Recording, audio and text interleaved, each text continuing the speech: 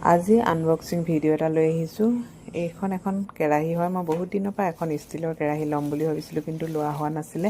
নতুন ঠাইত আহি মই প্ৰথম এইখনে অৰ্ডাৰ দিছিলোঁ আৰু আহি পালেহি। ভিডিঅ'টো আচলতে মই তেতিয়াই বনাইছিলোঁ, কিন্তু দিয়া হোৱা নাছিলে। মই এডিট কৰিবলৈ একেবাৰে সময় পোৱা নাছিলোঁ। আৰু এইখন চাওকচোন, একেবাৰে আইনাৰ দৰে চকচকীয়াকৈ জিলিকি উঠিছে মুখখন। খুব ধুনীয়া লাগিছে। কেৰাহীখন দেখিয়ে মনটো ভাল লাগি গৈছে।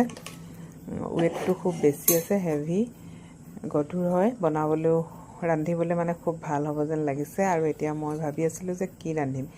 পাছত যেতিয়া মই ঠিক কৰিলোঁ যে মই নতুন ঘৰ লোৱা পায়সখিনি এই কেৰাহীখনতে আৰম্ভ কৰিম। আৰু কেৰাহীখন বহুত গধুৰ, যেতিয়া পায়সখিনি বনালেও ধুনীয়াকৈ হ'ব, তলত লাগি নধৰে।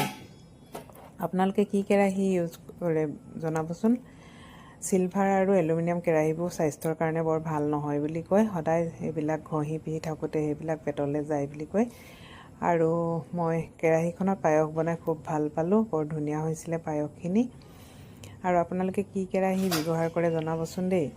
মাটিৰ কেৰাহীটোতো মাংস বনালে খুব টেষ্ট হয়, আৰু লোহাৰ কেৰাহীটো ভাল বুলি কয়। এনেকৈ আপোনালোকেও চিলভাৰ আৰু এলুমিনিয়াম কেৰাহীটো অকণমান কমকৈ ব্যৱহাৰ কৰিলে সকলোৰে বাবে ভাল।